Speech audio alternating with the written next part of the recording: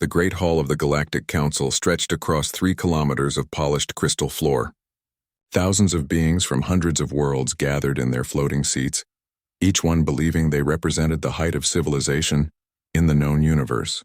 The air hummed with translation devices working overtime to convert clicks, whistles, roars, and musical tones into something resembling universal communication. Ambassador Zixithara adjusted her ceremonial robes as she approached the central speaking platform. Her purple skin gleamed under the artificial lights, and her 4 eyes scanned the assembled crowd with practiced confidence. She had given this presentation 47 times before, and each year it became more routine. The Primitive Worlds Report was considered one of the most boring duties in diplomatic service. "Honored members of the Council," she began, her voice carrying across the vast space through thousands of speakers. "I present to you this cycle's review of worlds that continue to disappoint us with their lack of progress." A few delegates chuckled. The Velthari, beings made of living crystal, created musical sounds that their translators converted to laughter. The gas cloud Nethran representatives pulsed with colors that meant amusement in their species. Everyone knew this part of the annual meeting was just a formality before they moved on to more important matters like trade agreements and territory disputes. Zixithara activated her holographic display. Dozens of star systems appeared in the air above her head, each marked with red symbols indicating their primitive status. Most of these worlds continue their expected development paths. Slow, but measurable progress toward basic space travel and energy production. She paused at one particular system on the edge of the display. "However, we have one case that continues to puzzle our scientists. The system designated as Sol, containing the world Terra 7739, commonly called Earth by its inhabitants. The image zoomed in on a small blue planet orbiting a yellow star. Data streams flowed beside it showing electromagnetic readings, population estimates, and technological assessments. All of the numbers looked disappointingly low. The humans of Earth achieved basic spaceflight approximately 400 standard years ago," Zixithara continued. "Our long-range sensors detected their first artificial satellites, their crude chemical rockets, even some early experiments with nuclear fusion. Everything suggested they would follow the normal development pattern toward faster-than-light travel within a few centuries." She gestured to the data streams, and they turned red. Instead, their progress stopped completely. For 4 centuries, we have detected no advancement in their technology. Their radio signals suggest they still use the same primitive energy sources. Their space presence appears limited to their immediate planetary area. Some of our scientists believe they may have experienced a civilization collapse and regressed to pre-spaceflight levels. Elder Mortyn, the ancient leader of the Titan Consortium, leaned forward in his massive floating chair. His voice rumbled like distant thunder when he spoke. "Have we attempted contact with these humans?" "No, Honored Elder," Zixithara replied. "Council protocol requires primitive species to achieve faster-than-light capability before first contact. Since Earth appears to have stagnated, they remain on the observation list." The crystalline Velthari delegate chimed in with a sound like wind through glass. "Perhaps they destroyed themselves? Many primitive species do this when they discover nuclear weapons. Our sensors still detect large population centers and organized activity," Zixithara answered, "but their technology readings remain at early space-age levels. It is quite unusual." Delegate Keshvar of the aquatic depths raised one of her tentacles. "Have we considered that they might be hiding their true capabilities?" The entire hall erupted in various forms of laughter. The idea that a primitive species could hide anything from the Galactic Council's advanced sensors was absurd. Their technology could detect energy signatures from halfway across the galaxy. They could analyze the atomic composition of a planet's atmosphere from 1,000 light-years away. The suggestion that Stone Age humans could somehow fool their instruments was beyond ridiculous. "With respect, Honored Delegate," Zixithara said, trying not to smile, "our sensor networks are far beyond anything a pre-FTL species could comprehend, let alone deceive. If the humans had developed advanced technology, we would detect it immediately." Elder Mortyn's expression grew thoughtful. 400 years of stagnation is unusual, even for primitives. Perhaps we should consider offering them guidance. A murmur ran through the assembled delegates. The uplift protocol was rarely used and only for species that showed particular promise. To waste it on humans seemed almost insulting to previous recipients. The humans have shown no indication they desire outside contact. Zixthera pointed out. Their radio transmissions are entirely focused on their own planet. They have not even attempted to send signals into deep space requesting contact with other civilizations. All the more reason they need our help, rumbled Mortyn.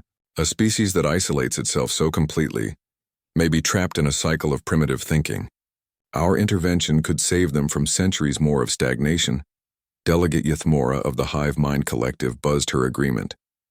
My species remembers what it was like before the Council found us. We were wandering in darkness, believing we were alone in the universe. The humans may be experiencing the same despair. The debate continued for several hours, but the outcome was predictable. The Galactic Council had guided dozens of species from primitive status to full galactic citizenship. They had prevented wars, shared technology, and brought peace to entire star clusters. The humans would be no different from any other backward species they had uplifted. When the vote was called, it passed with overwhelming support.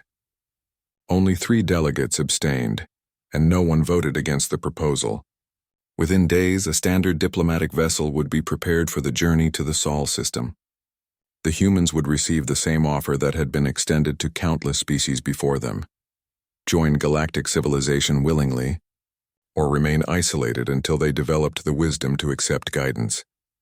As the session ended and delegates began filing out of the Great Hall, Zixthera remained at her platform reviewing the Earth data one more time.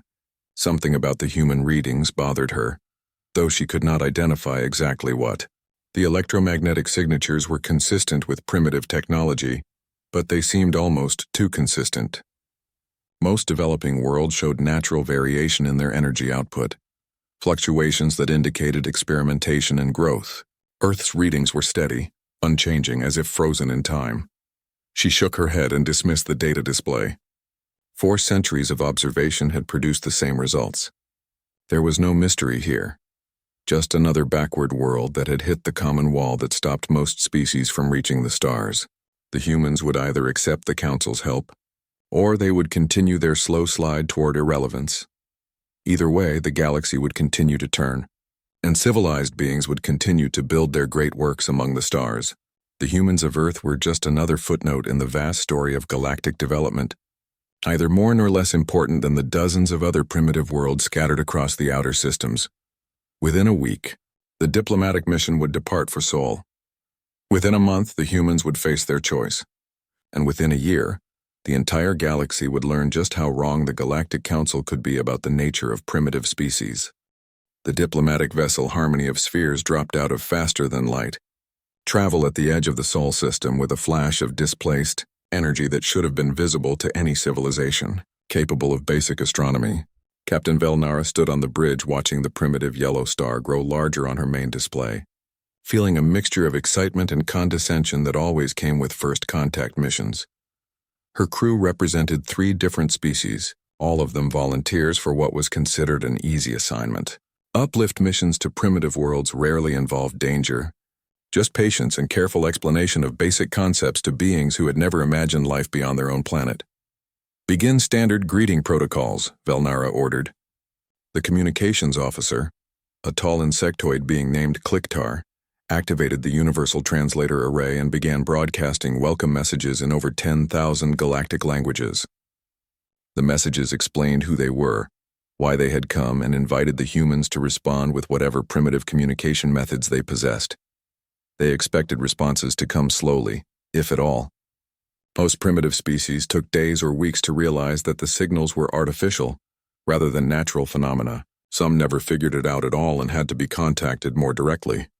Instead, after only 17 minutes, their communications board lit up with an incoming transmission. Unknown vessel, this is Luna Traffic Control. Please identify yourself and state your purpose in the Sol system. The bridge crew exchanged glances. Luna Traffic Control? The humans had named their moon and claimed to control space traffic around it. The translator indicated the message was in a primitive electromagnetic format, but the language was surprisingly clear and direct. Velnara signaled for Clicktar to respond. This is Captain Velnara of the Galactic Council vessel Harmony of Spheres. We come in peace to establish diplomatic contact with the inhabitants of the world you call Earth. The response came back almost immediately. Acknowledged, Harmony of Spheres. We show you holding position at the system edge. What is the nature of your diplomatic mission? Velnara frowned. The humans were responding as if contact with alien vessels was routine. She had expected confusion, fear, maybe even worship. Instead, they sounded like bored bureaucrats processing paperwork. "We represent the Galactic Council, a confederation of advanced civilizations spanning thousands of worlds," she explained slowly, using simple concepts. "We have come to offer your species the opportunity to join our community and benefit from our knowledge and technology." There was a longer pause this time. When Luna Traffic Control responded, the voice sounded different, as if the message was being handled by someone with more authority. "Thank you for the offer, Captain Velnara. Earth appreciates the Galactic Council's interest in establishing relations. However, Sol System maintains a closed border policy at this time. If you wish to pursue formal diplomatic contact, please proceed to Waystation Alpha for proper processing." Velnara's 4 tentacles curled in frustration. A closed border policy? These primitives spoke as if they had some authority to control access to their own star system. It would have been amusing if it was not so presumptuous. Her navigation officer, a gas cloud being named Whirlwind, pulsed confused colors. "Captain, should I inform them that we represent a civilization capable of destroying their entire planet? Perhaps they do not understand the scope of what they are refusing." "Not yet," Velnara replied. "Let us see how far their delusions extend. Clicktar, ask them for the location of this way station." Within moments, they received detailed navigational data directing them to what appeared to be a small asteroid facility near the outer edge of the system. The coordinates were precise, and the transmission format was more sophisticated than she had expected from a primitive species. As Harmony of Spheres moved deeper into the Sol system, Velnara ordered her sensor operator to begin detailed scans. What they found confused her even more. The system was full of artificial structures, far more than their long-range sensors had detected from outside. Orbital platforms around the giant gas planets, mining operations in the asteroid belt, and what looked like massive installations on the dark side of Earth's moon. But every time her sensors tried to focus on these structures for detailed analysis, the readings became fuzzy and indistinct. Her instruments could detect that something artificial was there, but could not determine its size, composition, or purpose. It was as if the humans had developed some kind of sensor dampening technology. Could be natural, interference from the star's magnetic field. Her sensor operator suggested when Velnara questioned the poor readings. Some systems have unusual properties that make detailed scanning difficult. Velnara was not convinced, but she had no better explanation. The ship continued toward Waystation Alpha, which resolved into a small facility built into a rotating asteroid. It looked exactly like what she would expect from a primitive species taking their first steps into space. Crude metal construction, basic artificial gravity systems, and simple docking ports. The docking process went smoothly, though Velnara noticed that the Waystation's guidance systems were surprisingly precise. Her ship was directed to a berth that fit perfectly, with umbilical connections that matched their vessel's specifications exactly. Almost as if the humans had known they were coming and prepared accordingly. The welcoming committee consisted of a single human female wearing a simple gray uniform. She appeared to be middle-aged by human standards, with short dark hair and calm brown eyes. She introduced herself as Director Chen and spoke with the kind of professional politeness that Velnara associated with experienced diplomats from advanced worlds. "Welcome to Waystation Alpha," Director Chen said as she led them through corridors that looked primitive, but functioned flawlessly. "I apologize for the inconvenience of meeting here rather than on Earth itself, but we have strict protocols regarding off-world contact." Ambassador Zixithera, who had insisted on joining the mission personally, looked around the facility with barely concealed disdain. "Your protocols are quite unnecessary, Director Chen. The Galactic Council has extensive experience with first contact situations. We understand the concerns of primitive species encountering advanced civilizations for the first time." Director Chen nodded politely and made a note on what appeared to be an actual paper notebook. "I'm sure you do, Ambassador. The Council has quite a reputation across this region of the galaxy." The comment gave Velnara pause. How did these humans know about the Council's reputation? Their primitive sensors should not have been able to detect galactic communications, let alone monitor them for information about Council activities. They were led to a conference room that looked like something from a pre-spaceflight civilization. Metal table, simple chairs and walls covered with what appeared to be printed documents. But Velnara noticed that the lighting was perfectly calibrated for the visual spectrums of all three species in her delegation, and the air mixture was adjusted to optimal levels for their respiratory needs. As they took their seats, Velnara studied Director Chen more carefully. The human woman appeared calm and confident, showing none of the nervousness or awe that primitives usually displayed when first meeting advanced aliens. She acted as if meeting with representatives of galactic civilization was routine. "Now then," Director Chen said, opening her notebook, "what can the Sol system do for the Galactic Council today?" Ambassador Zixthera had given the same speech to dozens of primitive species over her long career. She knew exactly how to pitch her voice, which concepts to emphasize, and how to make the Galactic Council's offer sound both generous and inevitable. Today, however, something felt different about her audience. Director Chen sat across from her taking notes in what appeared to be an actual paper notebook, occasionally nodding or asking simple questions. The human seemed politely interested but not overwhelmed, as if she were listening to a standard business proposal rather than an offer to join galactic civilization. "You must understand," Zixthera explained, using her most patient tone, "that humanity has reached a critical point in its development. Your species has achieved basic spaceflight, which is commendable, but you have stagnated at this level for several centuries. Without guidance, many species become trapped at this stage and eventually decline back to purely planetary existence." Director Chen made another note. "That's certainly an interesting perspective, Ambassador. How many species has the Council helped in this way?" "Hundreds," Zixthera replied proudly. "The Council has brought peace, prosperity, and advanced technology to every corner of the galaxy. Species that once struggled with primitive energy sources now harness the power of entire stars. Worlds that knew only war now work together in perfect harmony." "Impressive," Director Chen said, though her tone remained neutral. "And what does the Council typically expect in return for this guidance?"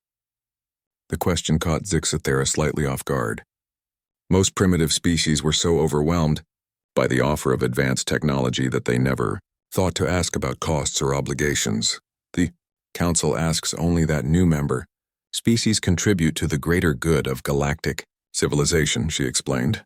"Each world provides what it can: resources, labor, scientific knowledge, cultural diversity. It is a partnership where everyone benefits." Director Chen nodded and continued writing. Captain Velnara found herself growing increasingly frustrated with the human's calm demeanor. Where was the excitement? The gratitude? The desperate eagerness to learn about the wonders that awaited beyond their primitive world?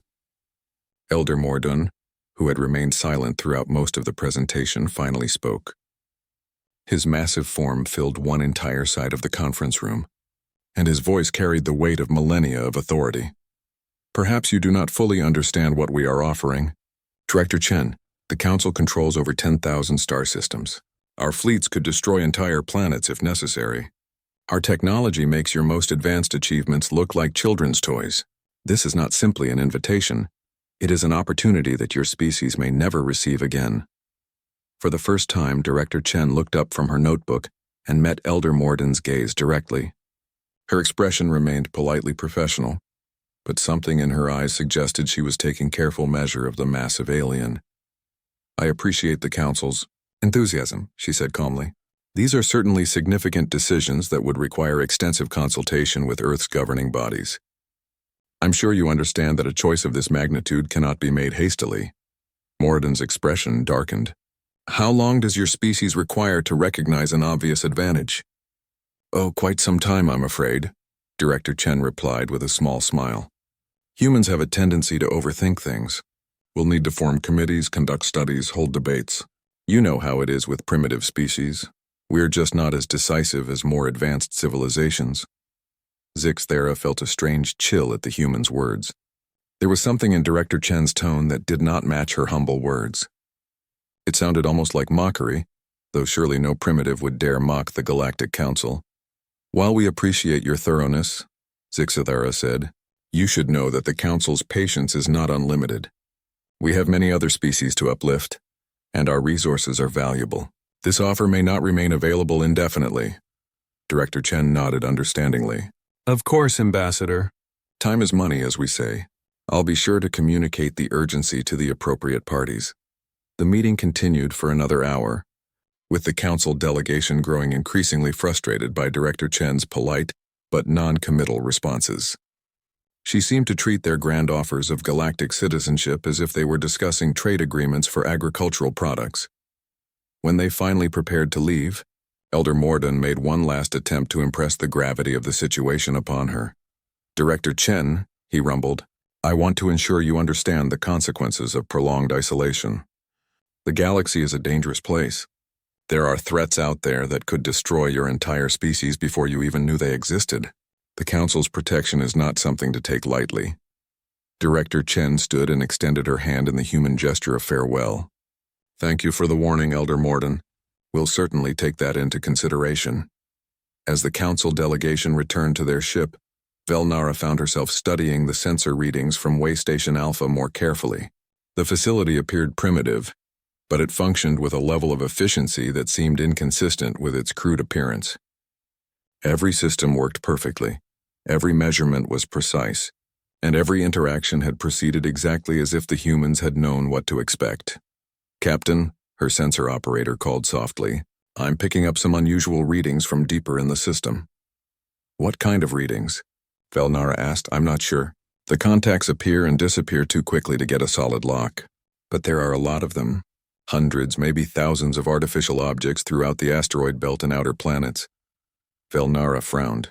Their long-range sensors had detected some activity in the Sol system, but nothing on this scale. "Could our sensors have been malfunctioning during the approach?" "I don't think so, Captain. It's more like something was blocking our scans before, and now it's allowing us to see a little more." As Harmony of Spheres prepared to leave the Sol system, Velnara ordered a full passive sensor sweep. The results confused her even more. The system was full of activity that her instruments could barely detect, as if something was actively interfering with their ability to see what was really there. Most disturbing of all, she had the growing suspicion that the humans knew exactly how much the Council delegation could see, and were allowing them to see just enough to leave with more questions than answers. When they reached the edge of the system and prepared to jump to faster-than-light speed, Director Chen's voice reached them one last time over the communication channel. "Safe travels, Harmony of Spheres. Please remember that Sol system maintains a closed border policy. Future visits should be scheduled in advance through proper diplomatic channels." As the ship entered hyperspace and began its journey back to Council territory, Velnara stared at the sensor logs from their visit. Something was very wrong with the situation on Earth. The humans were too calm, too prepared, and far too confident for a primitive species that had supposedly been stagnant for centuries. But she had no proof of anything except her own growing unease, and the Council was not known for changing its mind based on intuition. 6 months had passed since the diplomatic mission to Earth, and Elder Mortyn's patience had reached its breaking point. The humans had sent exactly 3 messages during that time, each one politely explaining that their decision-making process was still ongoing and asking for more time to consider the Council's generous offer. The Great Hall buzzed with frustrated conversations as delegates discussed what many were calling the Earth problem. Never before had a primitive species been offered Council membership and then simply ignored the opportunity. It was becoming an embarrassment that reflected poorly on the Council's authority throughout the galaxy. "Perhaps we should simply quarantine the system," suggested Delegate Yithmora. "If the humans wish to remain isolated, we can grant their wish permanently. A few centuries of complete isolation might help them appreciate what they are refusing." Ambassador Zixathera shook her head.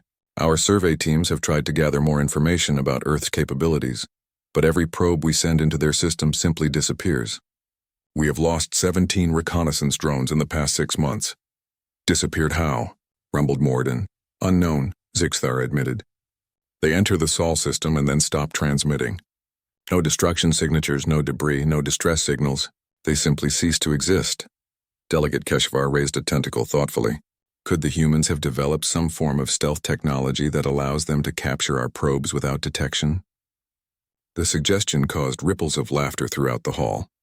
The idea that primitives could develop technology advanced enough to fool Council sensors was absurd.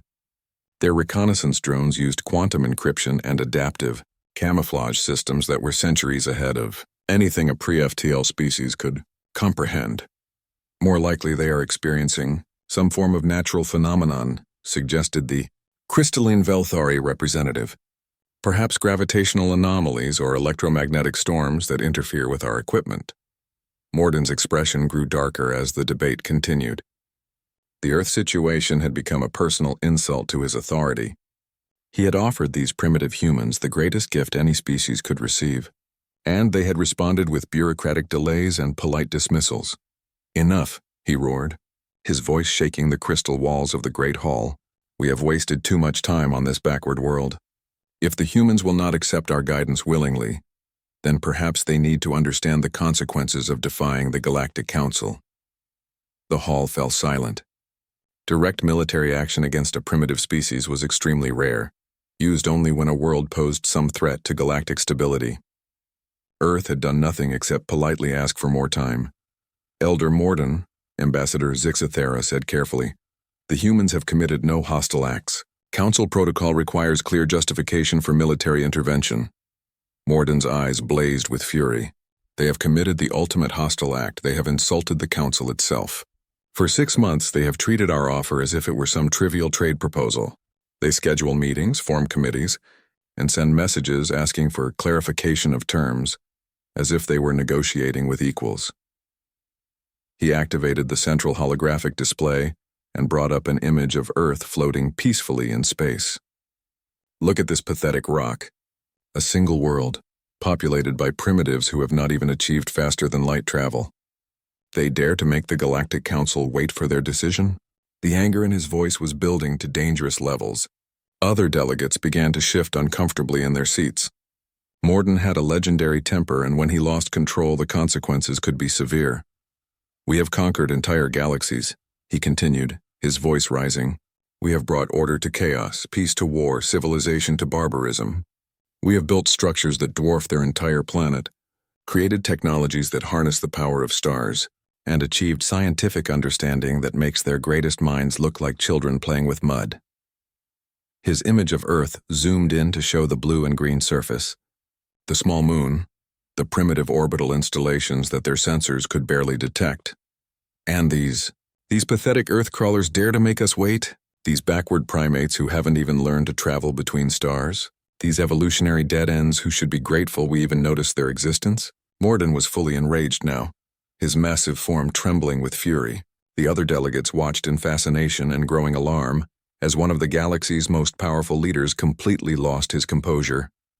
"They are nothing," he roared. "A cosmic joke.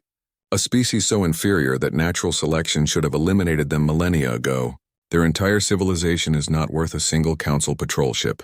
They are insects, bacteria, less than nothing in the grand scope of galactic history." The rant continued for several more minutes, with Mortyn's insults growing more creative and more vicious with each passing moment. He questioned every aspect of human evolution, intelligence, and worthiness to exist. The speech was automatically transmitted across the galaxy's communication networks, as all council sessions were publicly broadcast. Within hours, clips of Mortyn's tirade were spreading through entertainment networks on thousands of worlds. Beings across the galaxy shared the amusing spectacle of a council elder losing his mind over a primitive species that most of them had never even heard of. The memes started almost immediately. Images of confused-looking humans with captions about their cosmic insignificance, jokes about Earth crawlers who thought they were important, and endless variations on the theme of primitive species that didn't know their place. The galactic communication networks buzzed with commentary and analysis. Political experts discussed whether Mortyn's outburst indicated growing instability within the council leadership. Entertainment programs created elaborate comedy sketches mocking both the humans and the elder, who had been driven to fury by their refusal to be grateful. Through it all, Earth remained completely silent. For 72 hours, the Sol system transmitted nothing. No diplomatic responses, no angry rebuttals, no defensive explanations. The humans simply ignored the galaxy's laughter and continued their mysterious isolation. Then, at exactly 1200 hours Galactic Standard Time on the third day, every single communication array in the galaxy received the same message simultaneously. It did not come through normal transmission channels. Instead, it arrived as a gravitational pulse that bypassed all known technology and delivered its content directly to every receiving device in known space. The message was brief, transmitted in perfect high galactic, and addressed to Elder Mortyn personally, Elder Mortyn of the Galactic Council. Your recent statements regarding humanity have been noted and carefully considered. We find your assessment of our species to be inaccurate and your threats to be unacceptable. Humanity hereby formally rejects the Galactic Council's authority and declares your organization to be a failed experiment in galactic governance. Furthermore, your public insults constitute a declaration of hostilities between our species and your council. We accept this declaration. You have 7 standard days to surrender unconditionally and submit to human authority. This is your only warning. The age of council dominance is over. The age of humanity begins now. The message ended with coordinates that led to an empty region of space far from any inhabited system, along with an invitation for the council to bring everything you have if they wish to dispute humanity's claims. For several minutes after the transmission ended, the galaxy remained in stunned silence. Then slowly the laughter began again. The humans had finally responded, and their response was even more amusing than their silence had been. A single primitive world was challenging the greatest military force in galactic history to open warfare. The only being in the galaxy who was not laughing was Elder Mortyn. Something about the way the message had arrived, bypassing every security system and defense network, simultaneously suggested capabilities that primitive species simply did not possess, but surely that was impossible. The humans were nothing more than backward primates on an insignificant world. Whatever technology they might have developed in secret could not possibly threaten the Galactic Council. Could it? The laughter stopped when Battlegroup Titan simply vanished. Admiral Kethvar had commanded the first response to humanity's ridiculous challenge with 12 of the Council's most advanced dreadnoughts and their full escort fleets. 50,000 crew members aboard ships that could reduce entire planets to glowing slag had departed for the Sol system with orders to remind the humans of their proper place in the galactic order. They never arrived at their destination. The last transmission from Battlegroup Titan had been a routine navigation update as they approached the outer edge of the Sol system. Then nothing.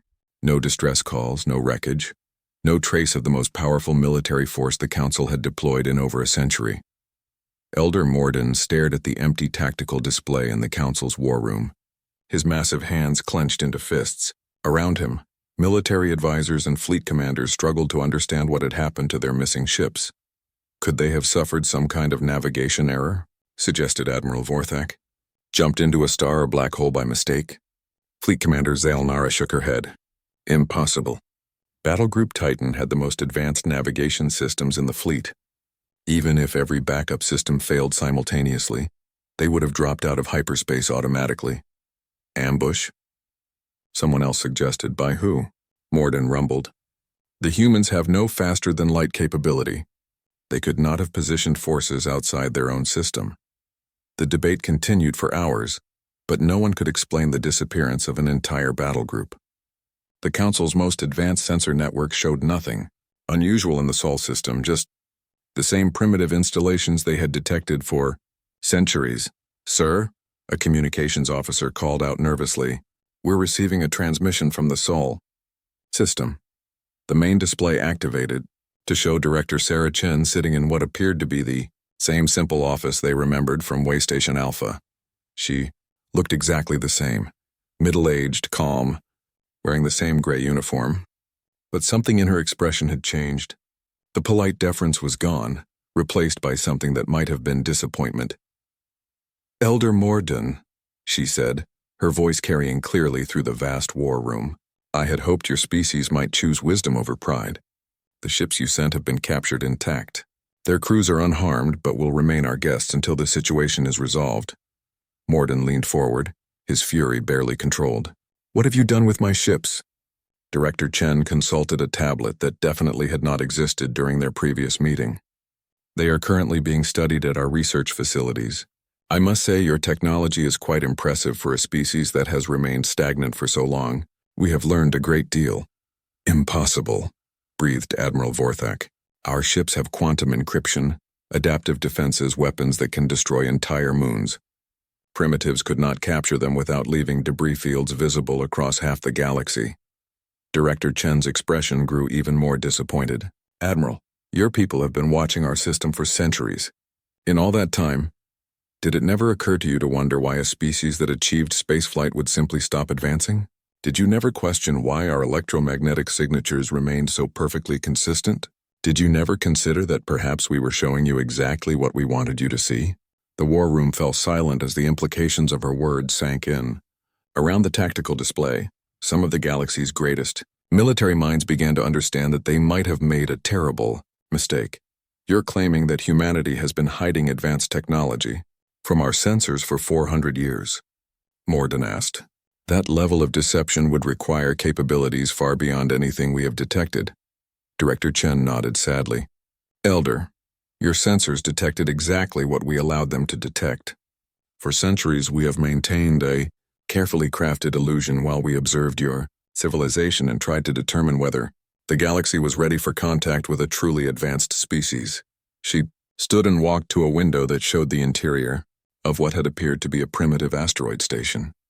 But as she approached, the view changed, and the council delegation found themselves looking out at something impossible. The primitive Waystation Alpha was revealed as a small external module attached to a structure so vast that its edges disappeared beyond the camera's range. Geometric shapes that hurt to look at directly extended in directions that seemed to violate three-dimensional space. Energy patterns flowed through crystalline channels that pulsed with colors that had no names in any galactic language.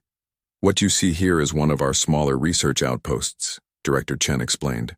We have been studying your civilization for 2,000 years, learning from your successes and failures, hoping that eventually you might evolve beyond the need for conquest and domination.